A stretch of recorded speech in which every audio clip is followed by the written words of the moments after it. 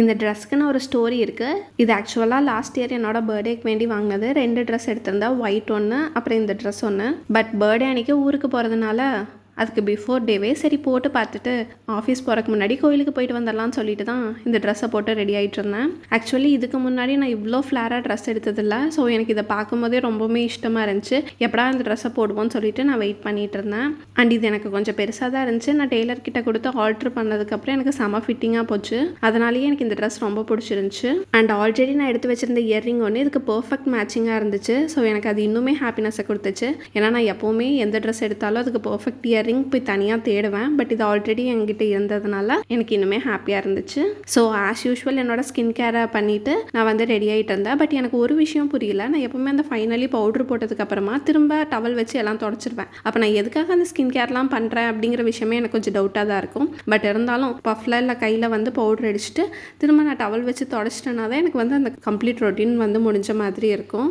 எனக்கு free hair மாதிரி விடுறதுக்கு ரொம்ப பிடிக்கும். பட் எனக்கு ஸ்வெட்டிங் அதிகமாக இருக்கிறதுனால எனக்கு ஃப்ரீ ஹேர் விடணுமா அப்படிங்கிற மாதிரி தான் இருக்கும். ஸோ சரி கொஞ்ச நேரம் கோயிலுக்கு போயிட்டு வரக்கு தானேன்னு சொல்லிட்டு மேலே வந்து பின்னெல்லாம் போட்டு கீழே வந்து குட்டி கிளிப் மட்டும் குத்திக்கிட்டேன். அதுவும் நான் இந்த ட்ரெஸ்ஸை எடுத்த டைமில் இந்த மாதிரி ட்ரெஸ்ஸஸ் வந்து நல்லாவே கொஞ்சம் ட்ரெண்டிங்கில் இருந்துச்சு. சாரீ எடுத்து ஸ்டிச் பண்ணுவோம்ல அந்த மாதிரி இருந்துச்சு. பட் இது 3 பீஸ் செட்டாக வந்ததுனாலேயே நான் மெயினாக ரொம்ப ஆசைப்பட்டு எடுத்தேன். அண்ட் இந்த ட்ரெஸ்லாம் நிறையா லோட்டஸ் பேட்டர்ன்ஸ் வந்திருக்கும்.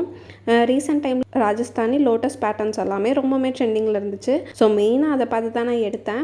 நார்மலாக நம்ம நல்லா ட்ரெஸ் பண்ணிக்கிறோம்னாவே நம்ம கான்ஃபிடன்ஸ் லெவல் நல்லாவே பூஸ்டப் ஆகும். இதில் நியூ ட்ரெஸ் போட்டு நம்ம அதுக்கு தகுந்த மாதிரி ஃபுல்லாக மேட்சிங் அவுட்ஃபிட்ஸ் போட்டு நம்ம ரெடி ஆகும்போது இன்னுமே ஒரு மாதிரி செல்ஃப் லவ் அண்ட் கான்ஃபிடென்ஸ் வந்து இன்க்ரீஸ் ஆகிருக்கும். என்ன தான் மற்றவங்க நம்மளை பார்த்து ஓகே இன்றைக்கி நல்லா இருக்க மாதிரி ரெடியாக இருக்க அப்படிங்கிற மாதிரி சொல்லுவாங்க.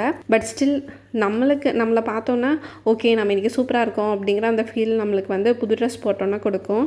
இந்த வீடியோவை இப்போ நான் எடிட் பண்ணும்போது என்னோடய ஹாஸ்டல் மேட்ஸை நான் ரொம்ப மிஸ் பண்ணுறேன். ஏன்னா எப்போவுமே ஒரு நியூ அவுட்ஃபிட் போட்டாலும் சரி, இல்லை நான் நல்லா ரெடியாக இருக்கோன்னாலும் சரி, அப்படியே என் பக்கத்து ரூமில் இருக்க ஃப்ரெண்ட்ஸ்க்கெல்லாம் போய் காமிச்சிட்டு ஓகே நல்லா இருக்கா அப்படின்னு சொல்லிட்டு ஒரு ரிவ்யூ வாங்கிட்டு வருவோம். ஸோ அதை ரொம்ப நான் மிஸ் பண்ணுறேன். ஆஸ் யூஷுவல் பிக்ஸ் எடுத்துகிட்டு கோயிலுக்கும் கிளம்பியாச்சு.